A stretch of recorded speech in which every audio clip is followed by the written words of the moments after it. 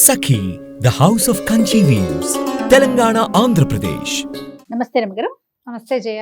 రమగారు, మనము దసరా స్పెషల్ ఏ రోజుకి ఆ రోజుకి సంబంధించిన వీడియోస్ చేస్తూ ఉన్నాము. మొదటి రోజు పాడ్యమి రోజు, ఈ రోజు అనుసరించాల్సిన విధి విధానాలు ఏంటండి? అమ్మవారిని ఈ రోజున బాలా త్రిపుర సుందరి అవతారంలో వెలయిస్తారు. బాలా త్రిపుర సుందరి అంటే 9 ఏళ్ల బాలిక స్వరూపంలో ఉన్న అమ్మవారు. ఈ రోజున ఈ వెలయించడంతో పాటుగా ఇవాళ నుంచి మనం దసరా పూజలు మొదలు పెడతాము. నవరాత్రులు అంటే పొద్దున్నే కలశం పెట్టుకోవటం, ముందే ఇల్లు శుభ్రాలు అవి చేసుకుంటాం, చక్కగా మామిడి తోరణాలు కట్టడం, వాకిళ్ళకి గుమ్మాలకి పసుపు రాసి బొట్టు పెట్టుకోవటం, తులసమ్మకి కాస్త పసుపు రాసి బొట్టు పెట్టి ఒక దీపారాధన చేసుకోవటం, తర్వాత కలశం పెట్టదలుచుకున్న వాళ్ళు కలశ స్థాపన ఉదయం చేసుకుంటాం. కలశం పెట్టడము, అఖండం పెట్టదలుచుకుంటే అఖండం కూడా ఒక చిన్న మంచి మూకుడు, పెద్ద సైజు మూకుడు తీసుకోవటం, దానికి పెద్ద ఒత్తి, దానికి సరిపడా కొంచెం లోపల 2-3 చుట్లు వచ్చి పైకి ఒత్తి వచ్చేలాగా పెట్టుకోవాలి. కరెక్ట్ గా వేసామనుకో ఒత్తి ఇదైపోతుంది కదా, కొడి తీసిన కొద్దీ ఒత్తి చిన్నదైపోతుంది. అట్లా కాకుండా మెలిపెట్టిన వత్తిని ఒక 2 రౌండ్లు లోపల నూనెలో ఉండాలి, ఒక్కొక్కస పైకి రావాలి. మనం ఇది తీస్తున్న కొద్దికి సరిపోతుంది అనమాట. తర్వాత మా మూకుడులో చక్కగా నిండుగా ఆజ్యం పోస్తారు. మీరు నెయ్యి పోయదలుచుకున్నారో నూనె పోయదలుచుకున్నారో మీ విధానం పోసుకోవటము. వెలిగించి ఒక చోట కదలకుండా జాగ్రత్తగా రక్షించగలిగే ప్రదేశంలో, చిన్నపిల్లలు ఉండకూడదు, గాలి తగలకూడదు, ఇతరత్ర నడిచే వాళ్ళ బట్టలు రెపరెపలు వస్త్రాలు తగలటము లాంటివి జరగకూడదు. అట్లా చక్కగా మంచి ఏర్పాటుగా ఒక చోట అఖండం వెలిగించి పెట్టుకోవటం, అఖండం పెట్టడము. తర్వాత ఈ కలశ స్థాపన చేసుకోవటము. ఒక వినాయకుడిని పెట్టుకుని చిన్న పసుపు గణపతిని చేసి వినాయకుడిని ఆవాహన చేసి తర్వాత విసర్జన కూడా చేసి పక్కకు పెట్టుకోవటం. అప్పుడు అమ్మవారి ఆరాధన మీరు ఏ పటం పెట్టుకోదలుచుకున్నారో ఒక పీట మీద, ఒకవేళ ఈ కలశం పెట్టము ఒక పీట వేసుకుని, లేదా మనకున్న రెగ్యులర్ దేవతార్చన ఎక్కడుందో అక్కడే ఈ అమ్మవారి ఫోటో మీరు ఏది పెట్టుకుంటున్నారో, సాధారణంగా పెట్టుకునే ఫోటో ఏంటంటే మనకి అమ్మవారి ఇట్లా కూర్చుని ఉంటుంది, పరమేశ్వరుడి మీద కూర్చున్నట్టు, అటు ఇటు సరస్వతి లక్ష్మి ఇద్దరు విసురుతున్నట్టుగా ఉండే పరివారంతో ఉన్న లలితా పరమేశ్వరి పటాన్ని అయితే బాగుంటుంది. మొత్తం అన్ని అవతారాలకి మనకి ఈ ఫోటో సరిపోతుంది. ఈ ప్రతిమ విశేషం ఏది ఉందో ఫోటో కానీ ఇంకో చిన్న ప్రతిమ కానీ పెట్టుకోవటం. తర్వాత అన్ని పువ్వులు అన్ని సిద్ధం చేసుకోవటం. ఏ రంగు వస్త్రాలు వేస్తాం రమ్మగారు? సాధారణంగా పింక్ మనం వేసుకున్న లాంటివి మంచిది. గులాబీ రంగు లేతదైనా, ఇందులో లైట్ కలర్, ఇందులో డార్క్ కలర్, బోల్డ్ అన్ని రంగులు ఉంటాయి కదా, ఏదో ఒక రకం వస్త్రం. అంటే మీరు ప్రతిరోజు ఒక వస్త్రాన్ని అమ్మవారికి సమర్పించటం, పూజ చేసుకుంటాము. వస్త్ర సమర్పణ చేసేటప్పుడు ప్రిఫరబుల్లీ పింక్ పెట్టుకోండి. గులాబీ రోజు మొదటి రోజు సరే ఇది ఏర్పాటు చేసుకోవటము. తర్వాత ఈ రోజున మొదటి రోజు కాబట్టి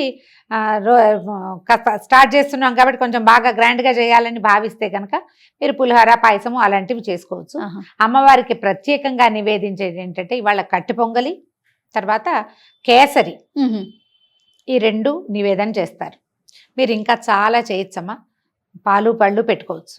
ప్రతిరోజు నియమంగా పెసరపప్పు నివేదన, పెసరపప్పు నానబెట్టడము, దాన్ని నివేదించటము. తర్వాత ఏమో పానకం చేసి పెట్టడము. మనము ఈ అమ్మవారి తాలూకు ఏ స్తోత్రం చదివినా కూడా అమ్మవారిది నామాలు పవర్ఫుల్. ఈ అంత పవర్ఫుల్గా ఉండే శబ్దాన్ని ఉచ్చరించడం వల్ల ఏమవుతుందంటే మన చుట్టూతా ఉన్న వాతావరణంలో ఒక రకమైన వేడి పుడుతుంది. ఏదైనా సరే ఏ అమ్మవారి నామం అయినా కూడా దాంట్లోంచి ఒక ఉష్ణం వెలువడుతుంది, వేడి వెలువడుతుంది అని చెప్తారు. దానికోసం అనేది చల్లబరచడం కోసం అమ్మవారికి మనం పానకము, పెసరపప్పు తప్పకుండా నివేదించాలి. మిగిలినవి ఏవి చేసినా చేయకపోయినా ఇది చెయ్యాలని పెట్టుకోండి. ఇంత చాలా చేయొద్దు, ఇంత సులువుగా చేసి పెట్టుకోండి. బెల్లం నానబెట్టడం, పంచదార పానకం చేయొచ్చు, పనికొస్తుంది. పంచదార పానకం కూడా చలవని చెప్తారు. కొంచెము ఏలక్కాయలు, తర్వాత ఒక చిటికెడు పచ్చకర్పూరము, కొంచెం మిరియాలు, వీలైతే అవి గ్రైండ్ చేసి పక్కన పెట్టుకోండి. ఈ వారం 10 రోజులు వాడుకోవడానికి పనిచేస్తుంది. అలానే ఆ చేత్తో ఈ చేత్తో ముట్టుకునేవి కాకుండా కొంచెం పై ఎత్తున జాగ్రత్తగా పెట్టుకోవటం, పానకాన్ని నివేదన చేసుకోవచ్చు. అక్కడి నుంచి అమ్మకి బాలా త్రిపుర సుందరికి సంబంధించినటువంటి స్తోత్రాలు చదువుకోవచ్చు. మీకు స్తోత్ర నిధి యాప్లో బాలా త్రిపుర సుందరి అష్టోత్తర శతనామావళి దొరుకుతుంది. అష్టోత్తర స్తోత్రము దొరుకుతుంది, శతనామావళి దొరుకుతుంది. ఆ 2 చదువుకోవటం మీ వల్ల అవేమీ కాదు. శ్రీమాత్రే నమః అంతే. మీరు దానికి ఒక లెక్క పెట్టుకోండి. శ్రీమాత చిన్నది కదా, అలా అనంగానే పూజ అయిపోయినట్టుగా అనిపించదు మనకి. 108 మీరు ఒక మాల పెట్టుకుని 108కి పూసలున్న మాలలు దొరుకుతాయి కదా, అవునండి. మాలతోటి అమ్మవారిని నమస్కారం చేసుకోవటం, ఆ మాలని మీరు 108 సార్లు జపం చేస్తే చాలా పర్ఫెక్ట్గా సరిపోతుంది చేయగలిగితే గనక. ఇంకా కుంకుమ పూజ కూడా ఈ రోజు నుంచి మొదలు పెట్టుకోవచ్చు. మనం చిన్న ప్రతిమ విశేషం ఏదైనా పెట్టుకున్నాం, ఇట్లా ఉన్న ప్రతిమ లేదు మన దగ్గర, చిన్న గుండ్రటిది లలితా త్రిపుర సుందరివి మనకి రాగిది పెట్టుకోవచ్చు, చాలా మంచిది. వెండిదో లేకపోతే పంచలోహాలదో బంగారు రూపు ఏదైనా లక్ష్మీ రూపు ఉందనుకోండి మన దగ్గర, దాన్నే త్రిపుర సుందరిగా భావించి బొట్టు పెట్టుకోవచ్చు. లక్ష్మీ రూపులు అందరి ఇళ్లలోనూ ఉంటాయి, ఏదో ఒక శ్రావణ మాసంలో కొనుక్కుంటాం కదా, పసుపు పెట్టండి, దాని మీద బొట్టు పెట్టండి, తయారైపోయింది అమ్మ. ఇక ఒక చిన్న దీంట్లో పళ్ళెంలో సెపరేట్గా పెట్టుకోండి, ఒక తమలపాకు వేసి దాని మీద ఈ అమ్మవారి ప్రతిమ విశేషం మన దగ్గర ఏది ఉంటే అది పెట్టుకోవటము. మీరు ఒకవేళ 108 సార్లు కాకపోతే ఇంత సమయం పెట్టుకుని చేసుకుంటాం అనుకోండి జపం, అమ్మవారిని తలుచుకుంటాం, అప్పుడు ఒక చిటికెడు కుంకుమ పట్టుకోవటం, వేసేయటం దాని మీద, అమ్మవారి మీదకి సమర్పించేసేయటమే. తర్వాత నివేదన చేసుకోవటము, మళ్ళీ సాయంకాలం పూజకి మనము ముత్తైదువులను పిలుచుకొని పేరెంట్ లాగా చేసుకోవచ్చు. ఎవరైనా పిలుచుకోవచ్చు, ఎవరినైనా ఒక్క ముత్తైదువునైనా పిలిచి పొద్దున్నుంచి సాయంత్రం లోపల మీరు ఏది నివేదన చేసినా పనికొస్తుంది. ఏ పండు నివేదన చేసినా సరే. మీరు ఇది కాకుండా ఒకవేళ ఇలా చేయలేము, మామూలు వంట చేసుకుంటాం, అన్నం పప్పు కూర ఏవో చేసుకుంటాం కదా, మహానివేదన అది కూడా నివేదన చేయొచ్చు. ఏ పాత్రలో వండుతామో ఆ పాత్రతో సహా తెచ్చి పెట్టచ్చు, లేదా ఒక అరిటాకులోనో ఒక వెండి పళ్ళెంలోనో, మనం ఎంగిల్ చేసిన పళ్ళాలు కాకుండా రోజువారీ మనం తినేవి కాకుండా ఒకవేళ అందులోనే ఉంటే దాంట్లో ఒక అరిటాకు వేసేయండి. అరిటాకులో ఈ చక్కగా అన్నము కూర పప్పు వేయటము, దాని మీద కొంచెం నెయ్యి వేసి ఒక చిన్న బెల్లం ముక్క, ఒక చెంచాడు పెరుగు వేసి చక్కగా నివేదన చేయండి. పూర్తి స్థాయి ఆహారం వచ్చినట్టు. కాదరమ్మ గారు, మనం ఇంట్లో తయారు చేసుకునే ఆహార పదార్థాల మీద కూడా బెల్లము నెయ్యి వేస్తే గనక అది పూర్ణ నివేదన కింద మనం ఇంకేం లేదు, ఒట్టి అన్నమే వండేవు నువ్వు, అన్నమే ఇంకేం వండలేదు, ఒట్టి అన్నం మీద కూడా ఓ బెల్లం ముక్క పెట్టడం, కొంచెం నెయ్యి వేయటం, ఇది పూర్తి నివేదన కింద అవుతుంది అన్నమాట. ఇది సమర్పించుకోవటము, ఒక నమస్కారం చేసుకోవటం. ఇప్పుడు ఈ మొత్తం ఈ 9 రోజుల్లో మనం చేసుకోగలిగేవి ఏంటంటే, రోజు లలితా సహస్రనామ పారాయణ చేసుకోవచ్చు. పొద్దున ఒకసారి, సాయంత్రం మళ్ళీ. ఒకవేళ కాదు ఇంకొకటి ఏదైనా చేయాలంటే లక్ష్మీ అష్టోత్తరం పారాయణ చేసుకోవచ్చు ప్రతిరోజు, లక్ష్మీ సహస్రనామం చేసుకోవచ్చు ప్రతిరోజు. ఈ 9 రోజులు ఏంటంటే మహాకాళి, మహాలక్ష్మి, మహాసరస్వతి రూపాలలోనే అమ్మవారు కొలవబడుతుంది. మీరు ఏ రూపంలో భావించినా ఆ రూపంలో మనకి కనపడుతుంది, మనం వెంటుంటుంది. ఎలా కావాలంటే అట్లా చేసుకోవచ్చు. అయితే లలితా సహస్రనామం చేసుకోవాలంటే సహస్రనామం చదువుకోవటం, ఓ చిటికెడు కుంకుమ పట్టుకోవటం, చదువుకోవటం, ఈ కుంకుమని అమ్మవారికి సమర్పించేసేయండి. నివేదన చూపించి ప్రతిరోజు అమ్మవారిని కదపాలా, ఇలాంటి ప్రశ్నలు వస్తాయి, ఏమీ కదపద్దు. ఈ 9 రోజులు కూడా అలా కదిపే పని లేదు. మీరు పటం పెట్టుకున్నా, ప్రతిమా విశేషం పెట్టుకున్నా, కలశం పెట్టుకున్నా అమ్మ అక్కడ చక్కగా కూర్చుని ఉంటుంది. మనకి లలితా సహస్రనామాల్లో బాలా త్రిపుర సుందరి ప్రస్తావన చాలా క్లియర్గా చక్కగా స్పష్టంగా కనపడుతుంది. లలితా సహస్రనామాలు చూసుకుంటే మనం సహస్రనామం మనకి ఎట్లా నడుస్తుందంటే, అమ్మవారి సౌందర్య వర్ణన చేసిన తర్వాత భండాసుర వధ కోసం ఉద్యుక్తురాలే అమ్మ వెళ్ళినట్టుగా కనిపిస్తుంది. మొదటి రోజు అండి, అసలు మనకి లలితా సహస్రనామాల్లో అదే కనిపిస్తుంది. అదే మొదటి రోజునే బయలుదేరింది అనుకుందాం. ఈ బయలుదేరినప్పుడు ఆవిడ ఎలా వెళ్ళింది, ఎక్కడి నుంచి వచ్చాడు ఈ భండాసురుడు?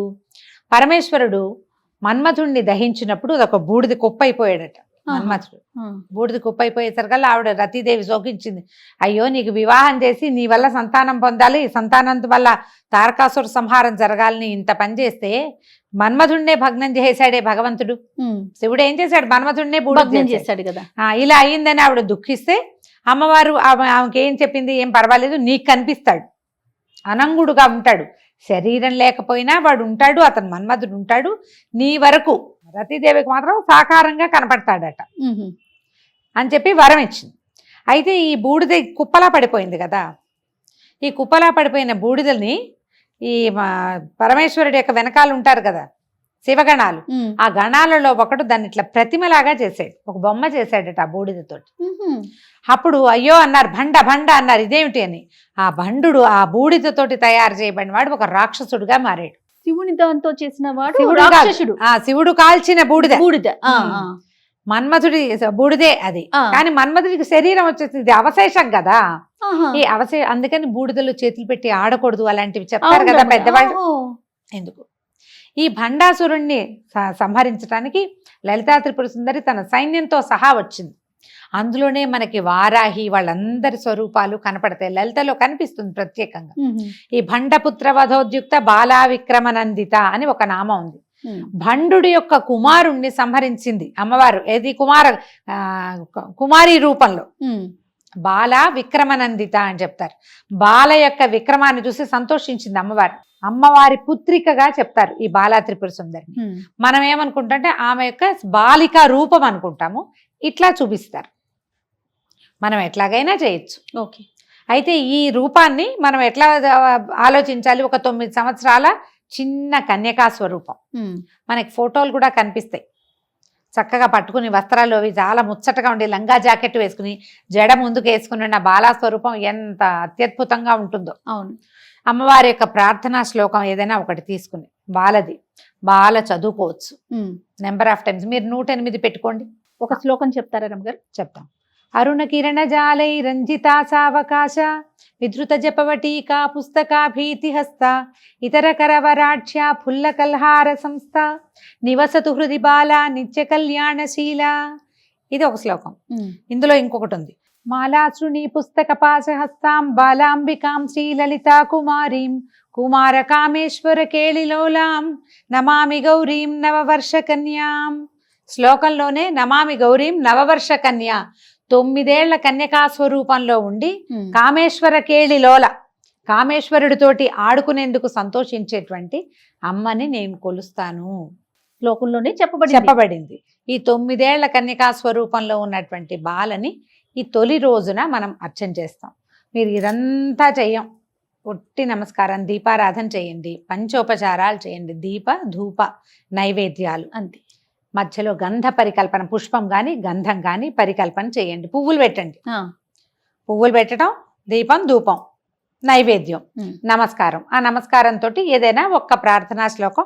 ఈ ప్రార్థనా శ్లోకం నేను చెప్పింది వివరంగానే వినపడుతుంది కాబట్టి ఇదే మీరు 11 సార్లు 21 సార్లు 40 సార్లు లేదా 108 సార్లు చక్కగా సాకల్యంగా చదువుకోవచ్చు. మంచి ప్రార్థనా శ్లోకం. ఈ శ్లోకాన్ని నేను ఎక్కడి నుంచి తెచ్చానంటే వేములవాడ రాజరాజేశ్వర స్వామి దేవస్థానంలో ఒక గోడ మీద శిలాఫలకం మీద ఉన్నాయి ఈ 2. ఓహో. నేను ఎప్పుడో వేములవాడ వెళ్ళినప్పుడు అది కనపడేసరి కదా తెచ్చుకున్నాను నేను. అదే నాకు విడిగా ఎక్కడ పుస్తకాల్లో ఇవి కనిపించలేదు. మీకు ఎక్కడైనా దొరికితే అది చదువుకోండి. స్తోత్రనిధి యాప్లో బాలాంబికది మనకి అష్టోత్తరం దొరుకుతుంది. అష్టోత్తర శతనామావళి చెప్పుకోండి, పువ్వులు సమర్పించండి, నమస్కారం చేసుకోండి. సాయంకాలం ఇదే మనం రిపీట్ చేస్తాం.